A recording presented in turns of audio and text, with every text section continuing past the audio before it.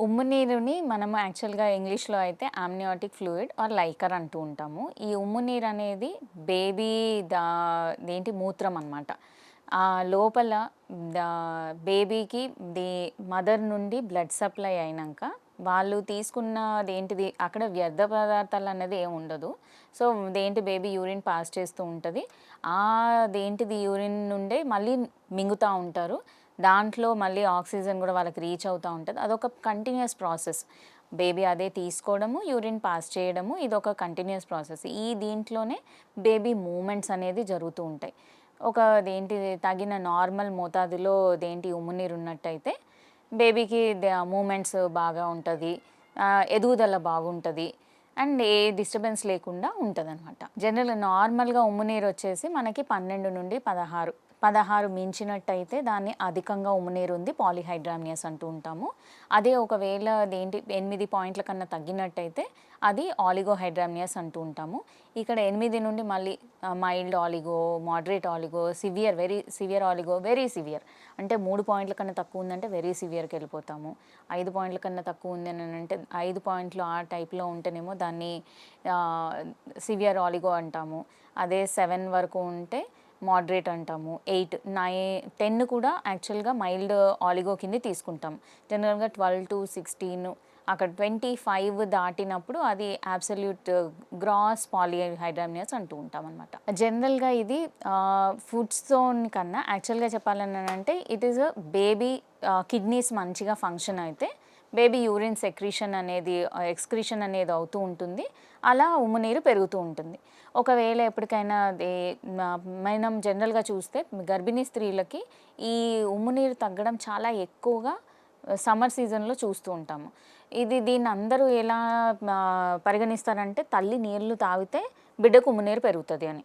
అది కాకుండా యాక్చువల్‌గా చెప్పాలంటే కొన్ని ఫుడ్స్ కూడా తీసుకుంటే మంచిగుంటది. అంటే ఎట్లాంటిదంటే వాటర్ మెలన్ కానియండి, పొమోగ్రానేట్ కానియండి, లేకపోతే బాదాం గింజలు కానియండి, ఇలాంటివి తీసుకోవడము అండ్ లెఫ్ట్ సైడ్ తిరిగి పడుకోవడము.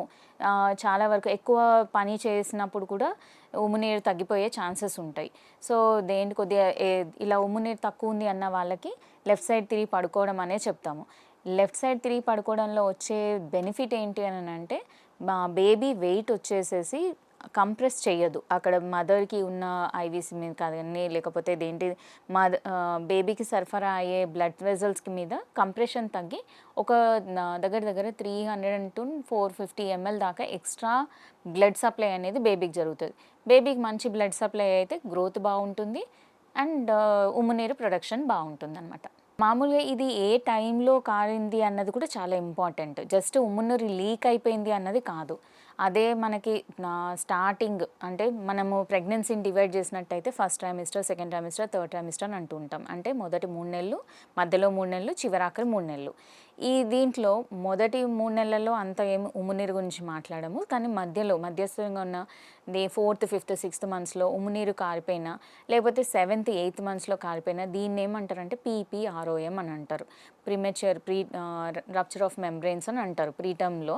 సో, ఈ మెంబ్రెయిన్స్ రప్చర్ అయినప్పుడు ఉమ్మునీరు పోతే ఇన్ఫెక్షన్స్ కొంచెం కొంచెంగా కారిపోయి తల్లికి తెలియట్లేదు అని అన్నప్పుడు ఇన్ఫెక్షన్స్ వచ్చే ఛాన్సెస్ ఉంటాయి.